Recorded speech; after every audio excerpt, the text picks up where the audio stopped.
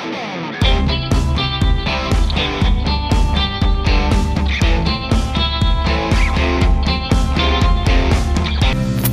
mga idol, welcome naman po sa ating panibagong video. So ngayon ay magluluto tayo ng tinulang green shell or sinabawang green shell. At mayroon na nga tayong nabiling green shell. 1 kilo, 100 lang po yung halaga niyan po dito sa amin. So ngayon, hugasan na po natin siya.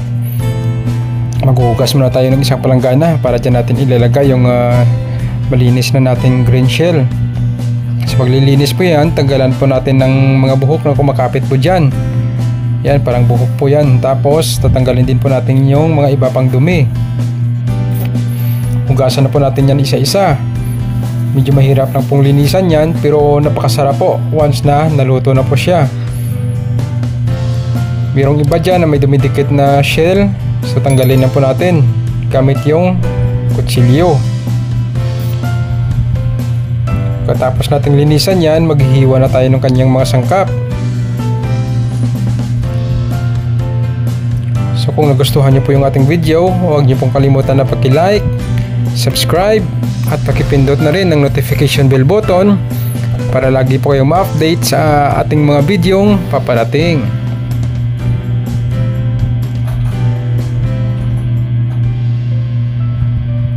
At ito na nga po yung nilinisan nating shell.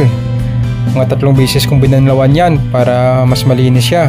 At ito na nga yung hiniwa nating mga sangkap. At mayroon na tayong tanglad. Nagbalat at naghiwa na rin tayo ng papaya or kapayas. So magpapainit muna tayo ng kawali. Kung mainit na yung kawali, lagyan na natin siya ng mantika. Pag mainit na yung mantika, pwede na tayong mag-isa dyan ng ating bawang. Gisa na rin natin yung luya. Susunod na rin natin yung sibuyas, kamatis,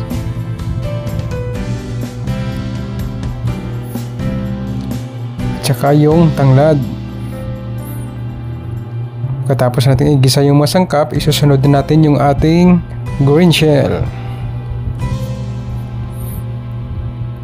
Bago natin haluin, lagyan muna natin yan ng asin. Lagyan din natin ng pampalasang bitchin or magic sarap. Tapos haluin. Pagkatapos natin haluin, takpan siya natin at hayaan mga 1 minuto. Pagkatapos haluin natin siya ulit para magisa po yung lahat na shell. Pagkatapos nating haluin, takpan natin siya ulit.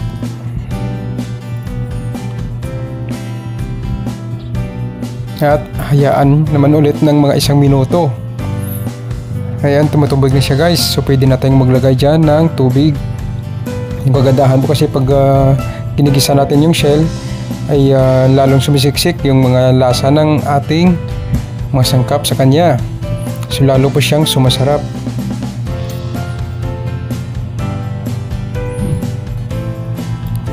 Tansyahin natin yung tubig, huwag lang yung masyadong marami.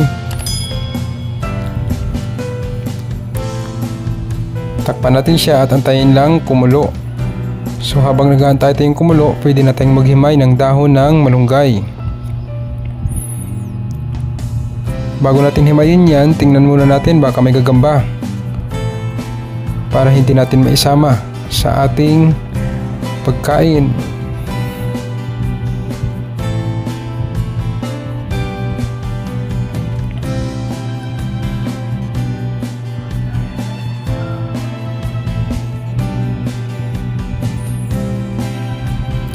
At ayan na nga guys, kumukulo na yung ating shell. So pwede na tayong maglagay dyan ng ating kapayas or papaya. So kung nagustuhan niyo pong yung ating video, huwag niyo pong kalimutan na pag-subscribe at pakipindot ng notification bell button para lagi po kayong update sa ating mga videong paparating. So antayin lang natin na hanggang sa lumambot yung papaya. Kung malambot na yung papaya, pwede na nating tansyahin yung lasa ng sabaw. Kung may dadagdag pa ba tayo.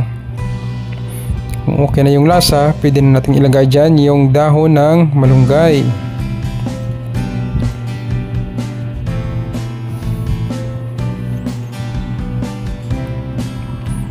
Pagkatapos natin ilagay, ilublob lang po natin yan gamit yung ating sandok.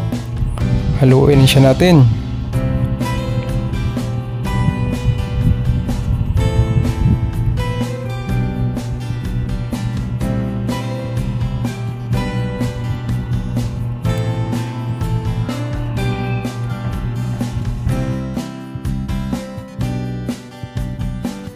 Pagkatapos nating haluin, pwede na nating takpan yan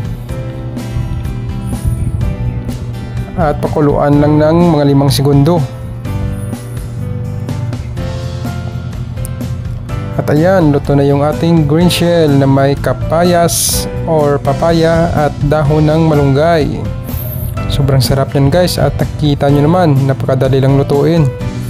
Sana nakatulong po sa inyo yung ating video. Maraming salamat po sa panonood.